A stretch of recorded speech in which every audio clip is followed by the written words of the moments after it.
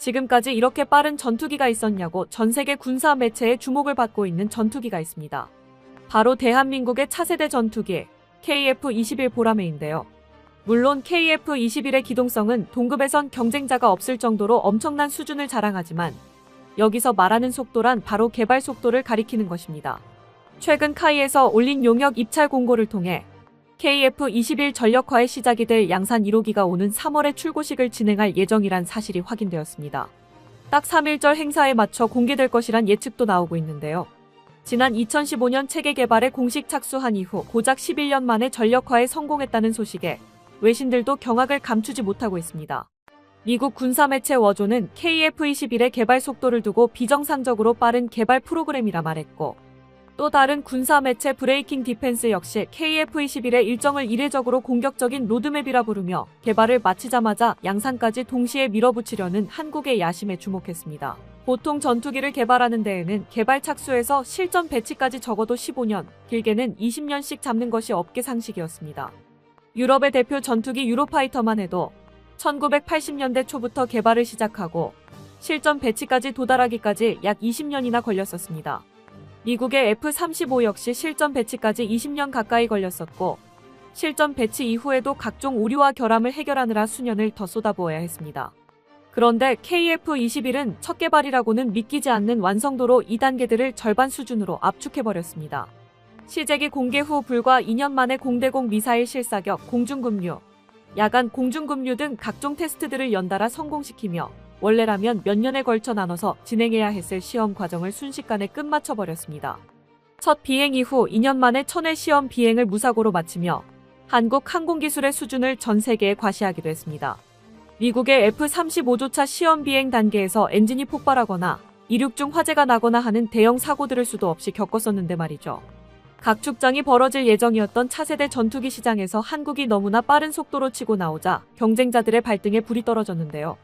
특히 한국의 라이벌을 자칭하며 KF-21을 압도하겠다 떠벌리고 있던 튀르키예에선 비상이 떨어졌습니다. 튀르키예는 한국과는 급이 다르다.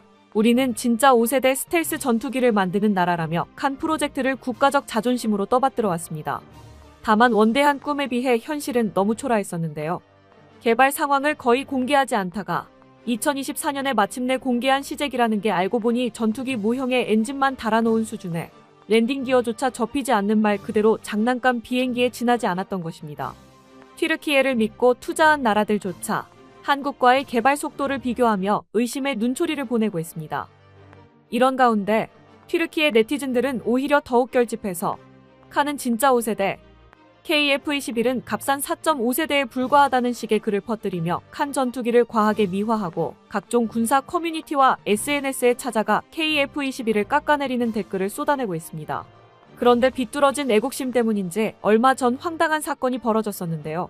최근 한 튀르키예 군사 전문가가 칸 전투기가 본격적인 생산을 시작했다는 승전보를 전하며 칸 전투기 수십 대가 조립 중인 공장의 영상을 올렸습니다.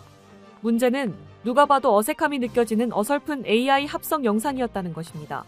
당연히 네티즌들을 황당하다는 듯 웃으며 튀르키예를 향한 비웃음을 쏟아내고 있는데요. 후하하 무슨 엔진으로요? 칸에 어떤 엔진을 쓰려고? 오래된 F-16 엔진? 랜딩 기어를 내린 채로 날던 문제는 해결했나? AI로 거짓말을 할 거면 최소한 맞춤법부터 맞춰라. 그리고 튀르키예는 아직 전투기 생산 시작 못한다. 쓸 엔진을 못 구하고 있으니까. 애당초 미국이 튀르키예에 대한 전투기 엔진 수출에 제동을 걸어놓은 상황에서 칸 양산이 불가능하다는 건 모두가 알고 있는 사실인데요. 과도한 애국심으로 칸에 대한 지나친 자부심을 표하는 튀르키예 네티즌들은 해외에서도 웃음거리로 여겨져 왔습니다. 칸을 두고 튀르키예 국기만 박아 넣은 종이 비행기, 즉 페이퍼 플랜에 지나지 않는다고 비꼬는 짤들도 여럿 올라왔죠. AI엔 AI로 맞선다고 한 네티즌은 이를 비꼬는 AI 영상을 만들어 올렸는데요. 에르도안과 인도네시아 프라보어 대통령이 칸 전투기를 열어보니 안에 엔진이 없어 당황하고 있는데 한쪽에서 트럼프 대통령이 빼돌린 듯한 엔진을 가지고 두 사람을 비웃다가 에르도안이 쫓아오자 엔진을 들고 도망가 버리는 영상이었죠. 이렇게 조롱거리가 되고 있는 현실이 칸 프로젝트의 현 위치를 적나라하게 보여주고 있습니다. 칸 전투기 개발이 얼마나 심각한 상황인지는 최근 열린 행사만 보아도 알 수 있는데요. 튀르키예는 얼마 전 파키스탄에서 1대7 축소형 기술 시연기 이크바를 띄우는 데 성공했다며 대대적인 홍보를 펼쳤었습니다. 물론 축소형 기술 시연기도 항공기 개발 과정에 있어서 의미 있는 한 단계이긴 합니다. 문제는 이미 시제기를 띄웠다고 자랑하던 나라가 시간이 한참 지난 뒤에서야 들고 나온 성과가 고작 축소형 드론 시험 비행 성공이었다는 점이었습니다. 게다가 더 황당한 부분은 따로 있었습니다. 이번에 공개된 축소형 기술 시연기와 풍동 시험에 쓰인 칸 모형, 그리고 처음 공개됐던 초도 시제기의 형상이 전부 눈에 띄게 달랐다는 것입니다. 날개 뿌리 형상, 엔진 흡입구 주변 라인, 수직 및 각도까지 한 프로그램에서 나왔다고 보기 어려울 정도로 통일성이 떨어지는 모습이 포착되자 칸이 정말로 개발을 진행 중인 프로젝트가 맞기는 한 건지 의문이 제기되고 있습니다. 사실 튀르키예 내부에서도 이전부터 이건 전투기 개발 프로그램이 아닌 정치적 쇼라는 비아냥이 나오고 있었습니다. 심지어 최근에는 칸 프로젝트 자체가 폐기될 수도 있다는 말까지 나오고 있는데요. 애초에 튀르키예가 칸 전투기 개발에 매달리게 된 계기에는 미국 F-35 도입 실패라는 배경이 있었습니다. 사실 튀르키예는 F-35 개발 초기부터 프로그램에 참여한 티어 3 공동개발국으로서 F-35에 들어가는 각종 부품들을 생산하던 나라였습니다. 원래 계획대로라면 F-35 100대를 도입해 유럽에서도 손꼽히는 공군 전력을 보유하게 될 예정이었죠. 그런데 튀르키예가 미국과 상의도 없이 러시아제 제대공 미사일 S-400을 도입해버리면서 모든 게 꼬여버렸습니다. S-400 레이더와 F-35가 동시에 운용될 경우 F-35의 RCS 구조가 러시아의 고스란히 넘어갈 수 있다는 우려가 미국 내부에서 제기된 것입니다. 결국 미 의회에서 튀르키예에 대한 F-35 판매를 금지하는 법안이 통과되면서 튀르키예의 F-35 도입은 완전히 날아가고 말았습니다. 그 사이 튀르키예의 라이벌인 그리스가 먼저 F-35를 손에 넣으며 자존심이 완전히 구겨지고 말았죠. 이런 상황 속에서 에르도안 대통령은 튀르키예의 자존심을 세울 방법이 필요했고 칸 프로젝트가 국가의 자존심을 건 프로젝트로 확대되는 계기가 되었습니다. 그런데 최근 들어 튀르키예가 S-400을 정리하고 다시 F-35 프로그램에 복귀할 수 있다는 신호가 미국 고위층 입을 통해 공개적으로 나오기 시작했습니다. 튀르키예 주재 미국 대사이자 시리아 특사로 활동 중인 톰 버렉은 아부다비에서 열린 한 안보 포럼에서 튀르키예의 러시아제 방공 시스템으로 인해 생긴 문제들이 앞으로 4에서 6개월 안에 해결될 수 있다고 말했습니다. 동시에 S-400 문제가 정리되면 튀르키예가 F-35 스텔스 전투기 프로그램에 다시 참여할 수 있는 길이 열릴 것이라며 미국 역시 원칙적으로 F-35 복귀를 배제하지 않고 있다는 점을 분명히 했습니다. 만약 정말로 튀르키예가 F-35 프로그램에 복귀한다면 F-35 퇴출을 만회하기 위한 프로젝트였던 칸의 존재 이유는 급격하게 희미해질 수밖에 없는데요. 예산과 인력, 외교적 에너지는 자연스럽게 검증된 5세대 전투기인 F-35 도입 쪽으로 쏠릴 수밖에 없기 때문이죠.